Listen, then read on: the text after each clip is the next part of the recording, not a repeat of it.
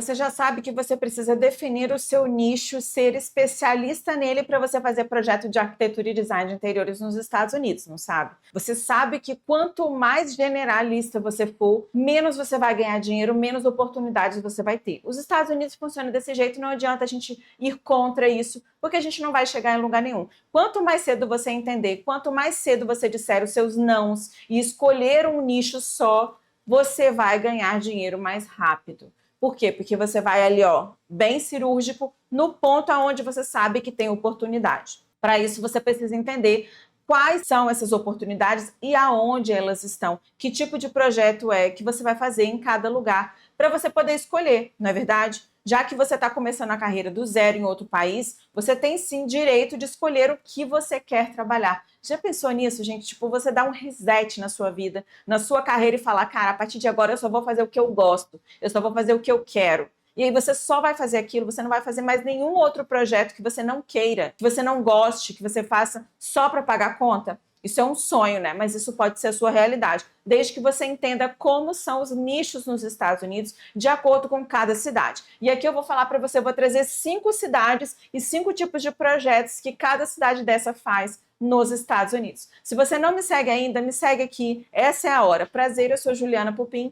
E aqui eu falo sobre arquitetura e design de interiores nos Estados Unidos, também mercado de trabalho, para que você ganhe muito dinheiro em dólar, principalmente agora em 2026, que é o ano de ganhar dinheiro, de ganhar muito dinheiro. Então você aproveita e já deixa aqui o seu like, porque eu tenho certeza que esse vídeo vai te ajudar muito, combinado? Bom, primeira cidade, Orlando. Orlando tem um forte em hospitality e também residencial, mas é um residencial para short-term rental, que é para aluguel. Então você tem a parte de hospitalidade, que é a parte de hotéis, de restaurantes, serviços, e você também tem a parte residencial, só que muito voltado para o aluguel. Então são casas, por exemplo, e apartamentos que são feitos não só para o Airbnb, mas para o aluguel de temporada. E eles, em Orlando, você tem tanto casas quanto apartamentos. Então, você tem esses 2 tipos de projetos e tem escritórios especializados somente nisso. Então, se você quer, por exemplo, trabalhar nessa área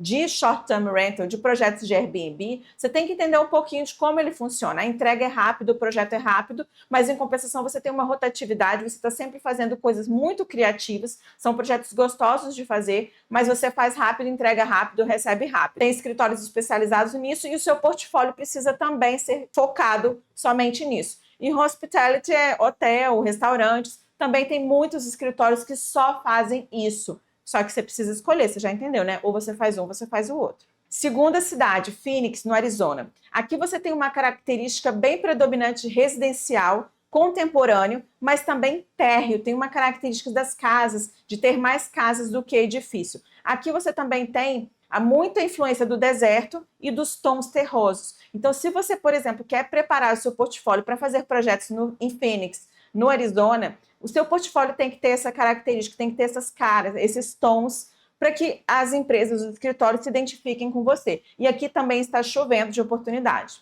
Cidade 3, Austin, no Texas. Aqui você também tem o uso predominante residencial, que é onde estão muitas oportunidades, mas multifamiliar. Aqui tem uma característica bem peculiar, que eles têm o hábito de fazer, isso está acontecendo muito, que é o ADU, que é separar a casa de cima, por exemplo, do basement. E aí eles dão entrada, o dono da casa, por exemplo, dá entrada na prefeitura, na cidade, e separa o basement do aluguel de cima. Então você pode ter 2 famílias morando ali numa mesma casa, desde que você tenha acessos independentes. Tem norma e legislação específica para isso, e tem escritórios que só fazem isso, por exemplo, que trabalham com ADUs, que é esse anexo, né? Pode ser desde uma garagem ou basement, uma área da casa, que você vai separar e deixar esse acesso independente para você alugar. E aí você gera uma escritura, um acesso independente, tudo mais. Além disso, o Austin está crescendo muito, com muitas oportunidades de trabalho. Então, se você quer uma cidade que está borbulhando muito e com essa cara,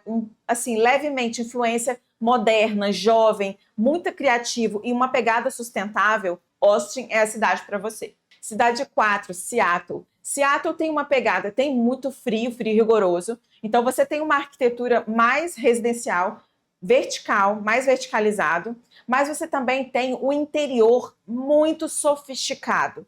Você tem um interior que é muito aconchegante, que é mais clássico, que é mais tradicional. Então, se você quer, por exemplo, trabalhar em Seattle com projetos aqui, tem muitos escritórios especializados nisso, só de design de interiores, mas lembre-se disso, que é uma arquitetura muito mais clássica. Você vai ver aqui o Boisserri, você vai ver aqui a influência das cadeiras, do design, dos móveis mais clássicos, mais tradicionais, e também tem influência das cores. Por quê? Porque cidades que são mais frias, de inverno rigoroso, usam cores um pouco mais densas, um pouco mais escuras do que na Flórida, por exemplo, que você tem tudo muito branco, muito claro, muito bege, muito cinza. Em Seattle, não. Seattle você vai ter cores um pouco mais escuras na influência do design de interiores. E quinta casa, Houston. Aqui você vai ter a Luxury Home. São as casas bem personalizadas de altíssimo luxo, porque Houston você tem muitas empresas milionárias, bilionárias, muito dinheiro concentrado aqui, o PIB é altíssimo, e por isso acaba que você tem casas muito personalizadas. Mas assim, a gente sabe que, no fundo, a casa personalizada dos Estados Unidos ainda não é a casa tão personalizada como no Brasil.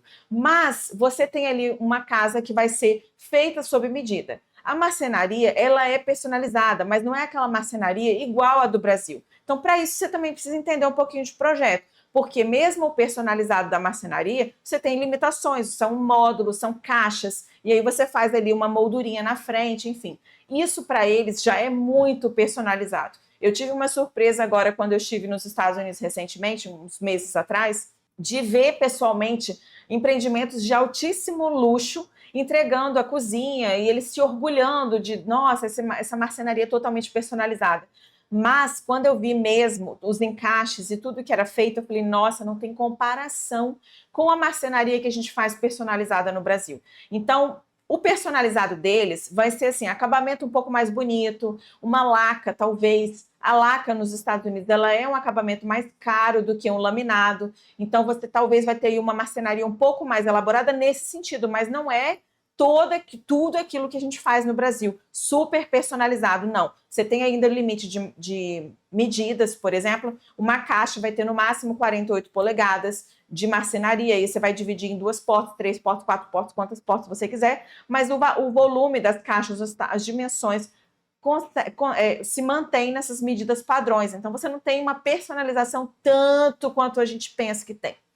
Mas, de qualquer forma, você tem aí um alto padrão de acabamento, você também tem alto padrão nas fachadas, porque são, por exemplo, casas que vão ter pé direitos mais altos, lustres, a iluminação ela vai ser predominante, o telhado vai ser um pouco mais trabalhado, então os jardins vão ser maiores, os terrenos vão ser maiores, você vai ter um paisagismo do lado de fora, enfim, tudo isso se reflete nas casas que são de altíssimo padrão. E Houston é exatamente assim. Bom, aqui está o meu top 5 de cidades que estão cheias de oportunidades nos Estados Unidos. Espero que você tenha gostado, espero que você já tenha deixado seu like aqui, e espero que isso também te ajude, porque você já entendeu que você precisa personalizar o seu portfólio. A partir de agora, você vai escolher a sua cidade, deixa o seu portfólio ali bem redondinho e é só aplicar.